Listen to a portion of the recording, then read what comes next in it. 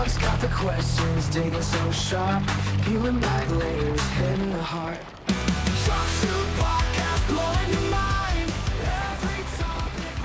I mean, I want to talk about your new special. I guess it's not that new because it's 2023, but for people who haven't seen it, Dark Little Whispers on Amazon Prime. So if you got Prime, it's free. Great special. Oh, thank you. Thank you for watching it. Yes. Yeah, it was produced by Sam Morril. I heard you talking about that. And then I heard you saying something about the music, that you were excited about the music. What was that song? Because it sounded like death metal to me. Yeah, that was I was playing the drums on that and singing, and That was you singing too? yeah. So if you watch the credits, there's video of me playing the drums and singing in the vocal booth, like the sort of like the making of that song. So yeah, that's screaming, that guttural, awful screaming. That's me, and I just thought it was a fun contrast with how like meek my stage presence is, you know. Yeah, well, explain to my audience how you learned to play the drums, because I thought it was really interesting. You played at this like video arcade, like kind of like a Guitar Hero kind of game. But I asked my like drummer friends about this, and they never heard of that game. I think if I did my research right, I tracked it down. It's like a Japanese game called Gitadora. Is that right? Absolutely. Yeah. This machine really changed my life. I was in LA for like 4 months and I was kind of depressed, and you know, I'm from New Jersey, and so like the mall is my safe space. So I would go to the Burbank Mall just to hang out, and they had this arcade called the Round One Arcade, and I'd never been to. It's a franchise, and I'd never been to one before. And you know, I grew up playing DDR, so I was like in the rhythm game section, and they had this other game that was it had a full Yamaha electronic drum kit, and it was like Guitar Hero, yeah, where the notes come down and you have to hit it. And I don't really know why I tried playing it. It might have been that I saw someone playing it and it looked cool. So I sat down and played it and immediately got addicted because my brain, since I played DDR growing up, I'm just wired to like that exact style of game where it's like the thing comes and you have to hit it. My brain is just wired to love that type of thing. And then on DDR, for people to Dance Revolution. It's the dancing one where you step on the thing. Yeah. Everyone knows DDR. It's really cool. I don't know. Maybe they don't know the acronym. I don't know. They definitely know. I mean, I think it is actually like cooler now because all the nerdy things have become cool. When I was young, it was not cool. So yeah, I started playing it, and like I probably ended up spending like $1,000 on this fucking machine. I played it for so long, and there was someone who was really good at it, and I was like, "Are you a real drummer?" And he was like, "Yeah." And I was like, "So if I keep playing this, will it actually teach me how to play the drums?" And he was like, "Oh yeah, this is the best drum teacher you'll ever have." And that's kind of what happened. I became obsessed with the game. And then I was like, I wonder if it really does translate to playing the real drums. So when I came back to New York, I would just like rent rehearsal spaces and just practice the drums. And I was like, yeah, like, I mean, all the like muscle independence, it teaches you all of that. Like, obviously, I'm not an amazing drummer and like my technique, I'm sure needs a lot of work, but like I now can play songs that I like playing. And so when it came time to do the special, I was like, it'd be really fun to make the intro music for it because obviously you can't get a really cool song because of copyright and stuff. So I was like, okay, I asked my friend Chris Palermo, who's an amazing guitarist, and he's the one playing on the track to kind of help me come up with something. And then we went to a studio and recorded it. And yeah. Damn it. I must have turned it off too soon. I didn't see that part of the credits where like I'll have to rewatch that. Yeah, well, the really crazy thing is that you know who did watch the credits is the band Yo La Tengo, which is one of my favorite bands ever. And I mean, long story short, they do this yearly Hanukkah show in New York, and I ended up playing in Bowery Ballroom with them a song during the encore just because they happened to see I was playing drums in the credits and was like, "Do you want to play with us?" Like, it was just fucking cool. But anyway, just such a random confluence of things, all because I was sad in LA and I went to this arcade. That's so crazy. It kind of reminds me of what's the girl from Portlandia? Isn't she in a band and she's a drummer too? I forget her name, Carrie. But yeah, she was in the band that I also forget their name. And yeah. Yes, yeah. So similar kind of, yeah. So that's just interesting. That's funny that like because I heard you saying like that was like one of the most exciting parts about the special was like making the music. Oh, I mean, they say like all comedians want to be musicians and all musicians want to be comedians. And like, I find it 100% true. Like, if I could trade my comedy credits into a drumming career, I think I totally would. Like, it really, I grew up playing guitar, but I was never like that I felt like it was not very natural to me, but then playing the drums is like, oh, I wish I had done this forever. Like it's so cathartic and like, yeah, I just feel like when I'm on stage doing stand up, it's like what I really just want to do is like just make a lot of noise, but it's just the opposite of what I do. So like the drums is, I don't know. Yeah, I find it really, really fun. I have to try that game, yeah, because Guitar Hero, I feel like it's not you're kind of pushing buttons on a fake thing, but the drum thing, this sounds, I mean, it actually translates to playing real Yeah. drums. That's way Yeah, it's better, not I like think. Guitar Hero where you can Yeah. like learn playing guitar from that. This one, it's a real drum kit. So So you went from that to a real, because it's an electronic drum kit. Do you prefer an still electronic drum kit, or do you use like the classic drum set? a real drum set is so much more pleasing that you just get that Oh, sound. okay. Yeah, I did put an e-kit in my mom's house in Florida as sort of an incentive to visit more often. So I do have that there. But when I'm here, I mean, my boyfriend now is also a drummer, so he has his own space with a drum kit. So I get to just go play in there now with the real drum kit. Is he's a drummer like as a hobby, or is that's like his professional thing? No, he's a real drummer. I mean, he's played in a lot of rock bands, but he's mostly a jazz drummer, and he's an excellent jazz drummer. Okay, nice. So then, besides the music for the special, did you design like the visual aesthetic? Because it's kind of like a unique, it's like a dark, kind of moody, elegant thing. Did you design it that way? Like that like stage aesthetic, like Yeah, physically. yeah. Or is that just how that stage is? No, no, that was me. I mean, I wanted to sort of look like a hookah bar, and I thought it'd be cool to have people sitting on the floor with the pillows, and like I had great help from a designer who usually works on films. His name is in the credits. It's slipping my mind, but he's in the credits, and he like made all those design decisions. But I wanted it to like look that way. Yeah. So what is like when Sam, you said Sam Morril helped produce it? What does he do? And is it just like front some of the money, or help set up with the get you the location, or what was his role? No, it's just more like, I mean, I was running the set and like he would like give me advice on like, which jokes to use and like order and things like that. He was mostly just sort of more like, like the helping voice on my shoulder, which he has been my whole career. I mean, he's been so helpful to me. So I owe him. Yeah, him and Mark Norman, are they, you did their podcast, and I know, I noticed Mark is always like liking a lot of your stuff on Instagram. Are they just big fans of your comedy? I mean, Sam I met years ago just at a show and like he just liked my comedy and I started opening for him on the road and like he's just like a fan of my jokes and like Mark obviously loves well-written jokes. They both are just joke nerds, so when they like see someone who writes well-written jokes, they want to support them, which is really important because most of the stuff you get in comedy is from other comics. So like they really are doing good work of like when they notice people who write good jokes, they go out of their way to try to help them. Yeah, that is that. No, that's true. Do you feel like that sometimes like your comedies might be too smart for some people? Because sometimes I think of that, like, guys, I watch a lot of comedy. So kind of like I'm kind of picky with my comedy. Like I like people who are more smarter. Whereas like I feel like some comedy that are, it's, a lot of comedians are really popular. It's almost like dumbed down. It's for people that they'll go to a comedy show like twice a year and they think it's the funniest thing ever. I have a lot of opinions on this subject, but all of them make me sound like an asshole. And so I No, don't. I'm doing it for you. I'm trying to tell you that, yeah, like, Yeah, yeah, what you said, like, what I mean, you said it. I mean, I don't know. I don't like to think that way because, like, it sounds so elitist. And, like, ultimately, it's like sometimes I'm like, man, it'd be cool to just, like, have, like, do comedy more in, like, cool, artsy, like, music venues, like, those are, like, cool, smart people. They get it.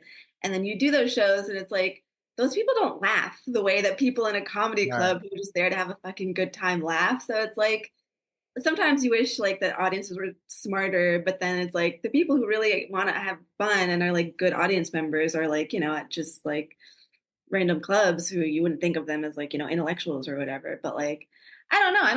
I mean, I think I've been lucky in that. I mean, I do think, I put a lot of effort into writing well-crafted jokes and like you would think that, you really need smart people to understand it, but my jokes do well in lots of different rooms. So like, yeah. Um, Yeah. I don't know if it's maybe smart is not necessarily the right term, but it's like for people like me, who I'm such a big comedy fan and I watch so much comedy, like sometimes you kind of know where the joke is going before it hits and you're like, okay, this is like set up. But like people like you, and then I think that's why it speaks highly at Sam Morril and Mark Norman, who Mark Norman only follows like 400 people. They follow you and they like you because your jokes are a little more unpredictable. It's a little bit like, it's like you're like a comedian's comedian. Yeah, unfortunately, I think, it'd be nice to be a Madison Square Garden comedian, but I'm not delusional about what I do. I know it's going to be for a niche group of people, and my task is to find those people slowly. But yeah, no, I mean, yeah, I mean, people who really like well-written jokes and are a nerd for that do gravitate to me, and so that's great. All I've ever wanted, really, not all, but like the most important thing to me in comedy is getting the respect of people who I think are really good writers and like who I really like. And so when I get that positive feedback, it's like, okay, I'm not crazy for doing this. So yeah, when guys like that support me, it means everything. Well, yeah, who else do you look up to in terms of comedy besides Sam and Mark? I mean, I've always thought Gary Gulman was one of the best writers, and he's another guy who's helped me, and I've opened for him. Same with Todd Barry. Like, I've also worked with him a bunch. I really like Lisa Traeger. I think she's amazing. Tim Dillon is one of my favorites. I feel like I like have that energy inside me, and I just am too afraid to like put it out. So when I see someone who's just so unabashed, I'm like, oh, I wish I had that. Um, yeah, I think those are. I mean, Norm Macdonald's my all-time favorite, and I was then gonna say I saw that you followed him, and I'm such a fan. So, did you ever have an encounter with him or anything? unfortunately, he's like the one, like one of the few people I was like, I really, really want to meet him, and I just never got to. I think he is just the all-time best. Like, not even just with stand-up, but just all of his appearances on panel show. Just like you can't find a not hilarious clip of him. It's like Yeah, he's a magical, special person that will not exist again, I think. it's so weird because I'll watch my brother and I will send each other clips of Norm Macdonald, and they're the same clips because obviously he's not making any new material, but we just keep sending the same ones, and they make us laugh out loud, even though we've seen him 100 times. It's weird. He just is like a vehicle for humor. It's like he's not, it just like channels through him in such a natural, unforced way. It's like he's the essence of a comedian. It's just, he did never have to try. It seems like he just always was that. Like, yeah. Right. Yeah. No, he's great. Another one I saw that you follow that I'm a fan of that's maybe lesser known is Nathan Fielder. Are you you're a fan of him, right? Yeah. I would call him lesser known at this point. He's got Ah, huge, true. True. huge shows on it. Well, I guess he's one of those like in the smart realm, I guess. But I yeah, used I to mean, watch him when he was on Nathan for You, and that was like it was this niche like 2 a.m. Comedy Central show. And me and my girlfriend would. I've never heard her laugh as hard when we watched that show. Like it's just so bizarre that she would just crack. I don't know what it is about him, but she laughs so hard. yeah, he so like I also went through like a little prank phase. Like I would make prank calls Yes, I and heard like, those.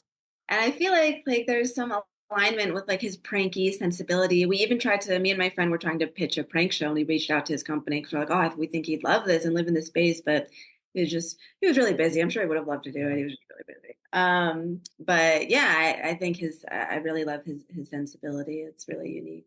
Yeah, I love those prank calls. The one that made me laugh the hardest was the anti-vax one where you had the child that was the anti-vax. Oh yeah, yeah. There was a lot. I mean, COVID was a great time for our prank calls. We were really inspired. We had the Joel Osteen one. Yeah, I would like to do them again. I don't know. It's hard to come up with those premises where it's like you don't want to like be making fun of the person on the call. I don't find that as funny. Like I Right. prefer when we're the crazy people. So Yes.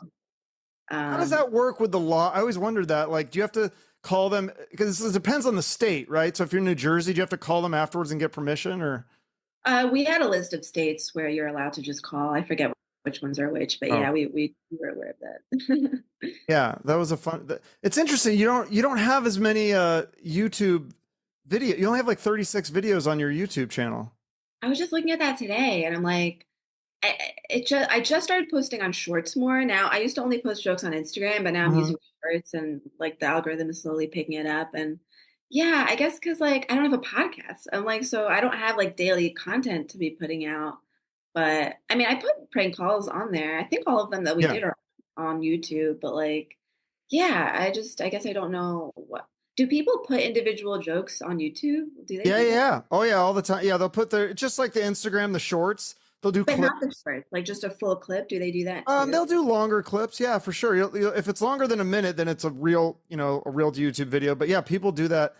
Because you have your special, so you can chop that up into tons of clips, right? Well, I did. I was putting clips on social, but I actually get the rights back to that special this Hmm. November, so I can just throw the whole thing on YouTube. So I'll be doing that for sure. But Are you going to be doing another special? Because isn't that a thing? Like you do a special, is it every like 2 years or three or what? God, I mean, I guess that's what you're supposed to do now, but like, I don't know. I don't come up with jokes that quickly. Like, I feel like you're supposed to take years to think of like a full hour of solid jokes, and it's like you can't exist that way anymore because you just have to keep pumping out content. And it's just like, I don't know, my rate of thinking of jokes has declined so much from when I was like starting or the middle of my career, I guess. So like I'm just much more precious about what I think is funny now. So I don't know. I mean, I understand that's why people do crowd work now because it's like funny things that you can just quickly pump out. I'm like, maybe I have to do more of that. I could do that in the special. I don't know, but I certainly don't have a new hour already. Like, yeah. Do you like doing crowd work? Because to me, that seems like the hardest thing. But when I talk to comedians, they said, no, that's the easiest thing. Well, it's easy to do like fine. Like it's easy to do fine crowd work because crowds, the standard for what they will laugh at with crowd work is so much lower than what they'll laugh at for a joke. Just because of the like energy that it brings and the spontaneity, like they're much more forgiving with laughing at crowd work. So it's easier in that sense. But I think to do it like really impressively in a way that's really funny, I don't think that's easy. But I mean, yeah, I think it's easier than writing a really well crafted joke, but it also depends like on your disposition. Like if you're naturally like good at improv or like you're just like high energy, I think it's comes easier to people. But if you're someone like me, like I like doing crowd work, but like um I don't think I'm like virtuosic at it or anything. Yeah, because it's always so hard. To me, that's the most amazing thing about comedians is when they're so quick. They have the come. I'm like the George Costanza. Like I'm thinking of the comeback on the ride home, and I'm like, I should have said this. Like I can't think of it in the moment like that. I'm always jealous of people like that. Yeah, like I'm not the best in the moment either. That's why I'm not really good at podcasts and usually don't do them. Why? You're doing great. Are you serious? Well, we're just having, there's podcasts where you need to be like on, like Mark and Sam are like that. They're just like joke, joke, joke. And I'm just like, it's like watching ping pong. I'm like, I can't, Yeah. I get anxious and it's like, I'm a writer, not a talker. What was I saying? Um, oh yeah, in the moment thinking of crowd work. Yeah. Uh, I feel like with crowd work, I don't know, something about being on stage, I don't get anxious. So like it's easier for me to like be quick there than it is to like be quick on like a podcast or something like that. But I think people who like have improv experience or just more naturally outgoing have an easier time with it. Yeah. So have you ever taken like those improv classes or whatever? Does that help or is it worth it? When I like first moved to New York, I took UCB 101 and I dropped out after the third class, which is when you can't get your money back. Oh. Um, but yeah, it was again just the thing of like I don't have the energy for this. It requires so much energy, and I'm like I get tired after like 10 minutes of doing that, and it just felt stupid. I just felt stupid. Well, what about the roast battles? Because that's another thing. My brother and I will send each other roast battle clips stuff all the time. And you absolutely destroy. Like they said, the host said when in one of the roast things that I watched that you had two of the most lopsided roast battle victories that he'd ever seen. I wonder what the second one they're talking about is. Everyone talks about the Dave one where I do the motorcycle joke, but I don't know what the other one is. What was the question? I'm sorry. Just like how do you do those? Like how do you prepare for those roast Oh, battles? I always wondered how do you like? Do they give you a list of things to talk about, or do you do your own research? And is there anything that they say like, "Hey, don't bring this up. This is off limits"? yeah, all of that. I mean, usually you'll sit down with them and just exchange, like, here's probably what's going to be good fodder. Or, you do your own, like, watching their podcast appearances or whatever. So it's a mix of both. And yeah, I think it's usually polite to be like, is there anything you don't want me to talk about if I find out on my own? And sometimes comics have something, most of the time they don't. And then, yeah, I mean, it's all in good fun. Everyone knows what they're signing up for. That's yeah. That I don't know. Does it scare you to get roasted though? Because that's the part for me. I'm like, I don't know if I could take it. I feel like I'd probably start crying or something. Well, no one's ever really touched on a nerve that actually might bother me. Usually they go for like Islam or my dad left or I'm fat or whatever. And like, it's never like my real insecurities that anyone touched on. I mean, I guess maybe the fat stuff maybe bothered me a little bit, but it doesn't really apply anymore, I would hope. So, yeah, no one ever like said anything that made me feel that bad or bad really. So, um, yeah. And I guess just the fact that I usually won all of them anyway, just like okay, you called me fat, well, whatever, I just touched you. So, Yeah, you're fucking awesome at that. Are you gonna do more of that, or is that because you've only done a few, right? I did a few back in the day. I did them when it was more like a new and like hot thing to do. So like the last one I did, I was at Skankfest and they asked me to do it. And normally I say no, but I was just like, oh, it's JP McDade is my friend. That's who I was doing. So like I guess that would be fun to do this again. It's more just like a fun joke writing exercise. So I just said yeah, and I did it, and it was fun. But it just takes so much time to do, and they're jokes you can never use again, and you're not usually getting paid much. So it's just like I have other things to do. Yeah, gotcha. So they don't. You said some of the insecurities, like they don't even get. So some of the stuff, like you don't talk about, and I thought comedians talked about it all. Like, so there's some things that you're like, I'm not even going to talk about this on stage. Um, no, I mean, there's nothing like I've never said before that I'm insecure about that. I mean, I guess if people were to like touch on like, I mean, like I do a joke in my special about how everyone always says I'm quiet. And like, I guess that would be like not even really a real insecurity anymore. But I think back then when I was roasting, if people would like say that, that would probably maybe bother me because that's always just been a nerve with me. But yeah. At this point, like, yeah, I don't think there's anything anyone could say that would really bother me because, yeah, I mean, especially with the special, I put a lot of like, yeah, dark things out there from my real life. So, Yeah. Well, it's just like that's what I learned like doing this podcast and just research. I'm not know if you're familiar with David Goggins, but I'm like I've been really into him lately, and he just talks about how basically we're all really fucked up, and like some people just hide it better. And so I find that stuff really interesting because some people, yeah, it's like yeah, they try to put this thing out in the world like their life is so put together, and it's like it's all bullshit. yeah, it's like being a comedian. It's like the opposite of being like an influencer, where like you try to make your life look very perfect on a screen. With the comedy, you're like look how up I am, and I think that's why people like it because it's like, oh, I'm not weird.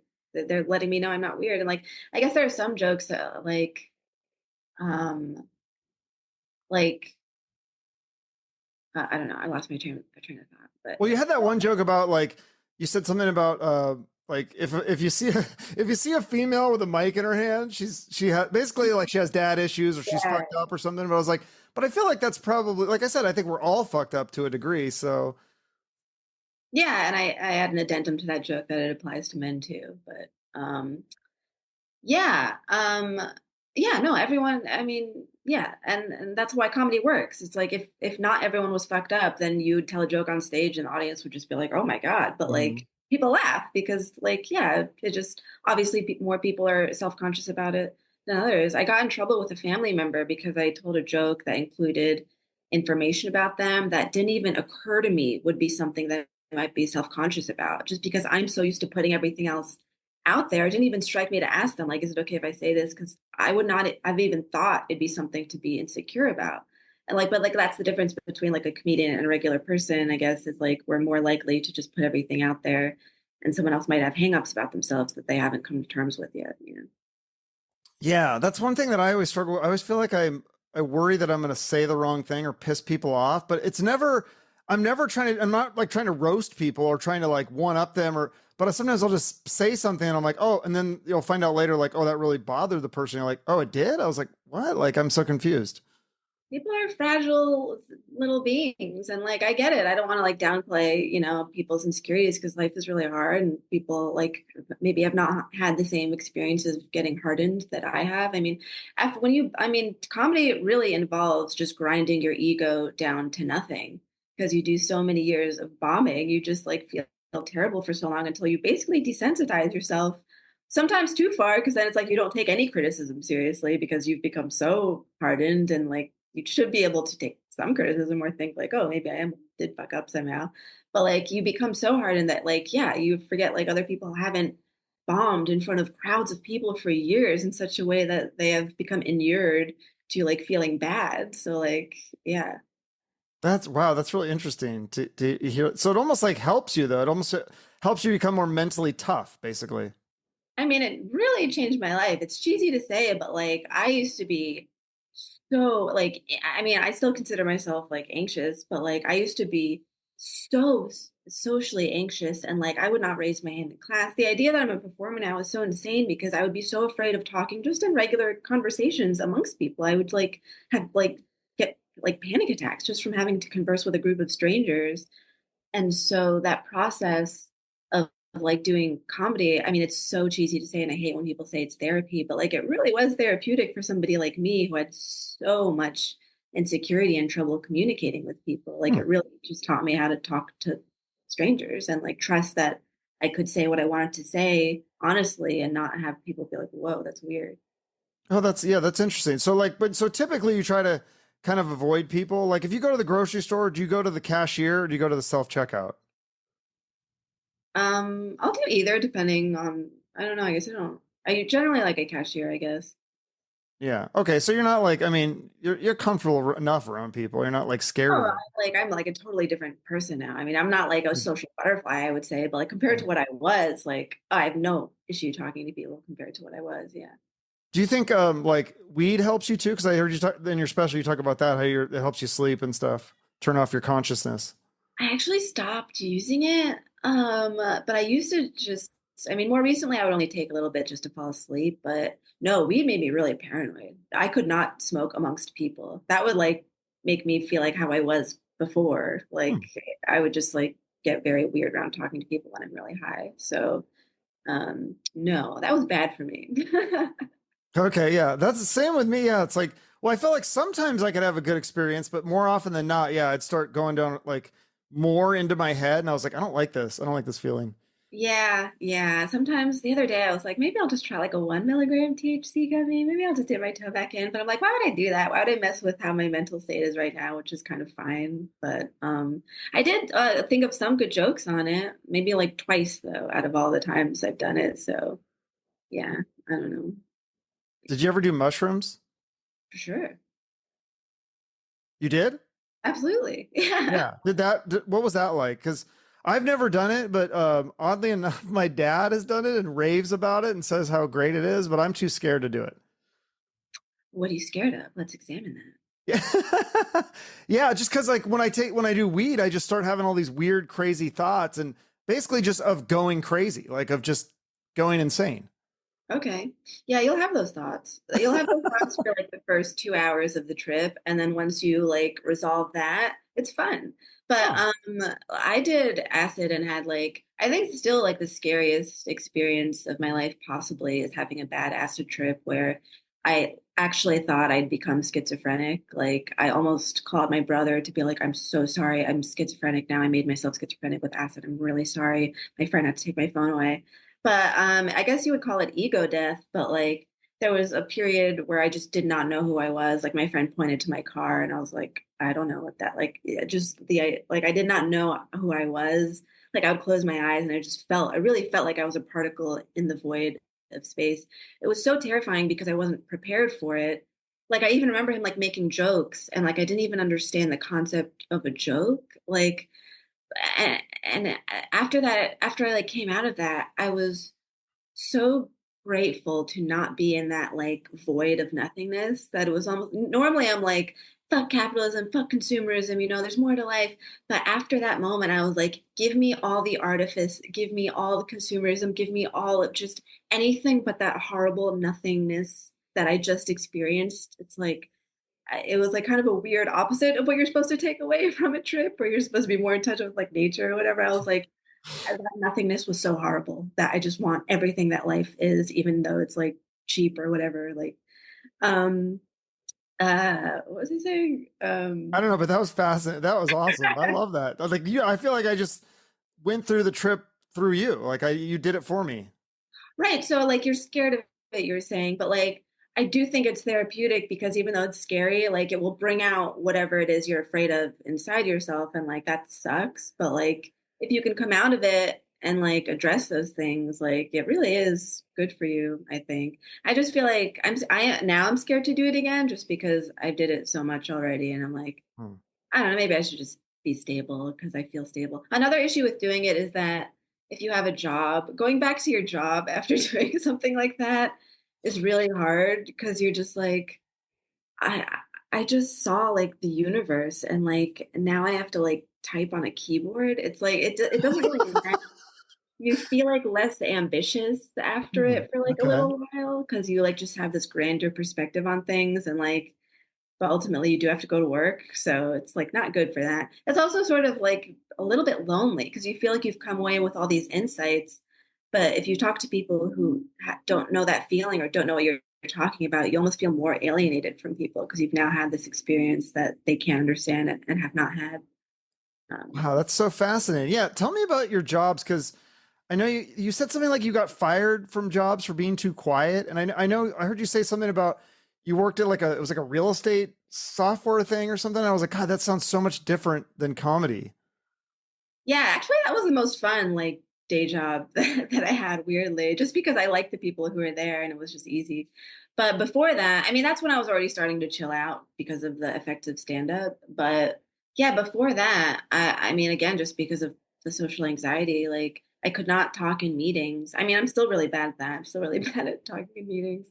But I was way worse at it just because something about being in a group, something about speaking in a group was just trigger something in my brain that like I would just be like, I don't know when to speak. Is it my turn to speak? Am I even valid in Yes. doing something? Like I'm just so bad at that, which is also why I'm not good in, again in group podcasts. Like the one-on-one like this, it's like easy. I can handle Yeah. that. Like when it's the ping ponging, I just like Yes. can't keep up. So I would definitely get fired specifically for that reason of like not speaking up in meetings. Yeah. Yeah, I feel like that way.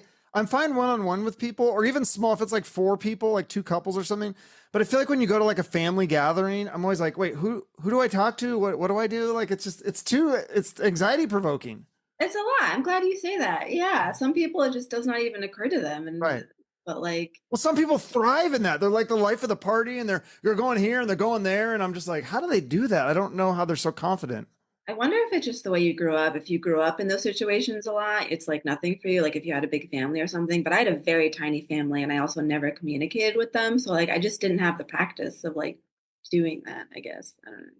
Right. Or yeah, like I mean, I guess I had a medium size. We had six people in my family, but I feel like I was always the quiet one. Like I was not so maybe that's why I just go in those situations and I clam up. Yeah, I don't know. I don't know what makes someone better at that than others. I don't know. I don't know what really causes that kind of anxiety. That just very specific group anxiety. It's weird. Right. From the rockers to the wise men,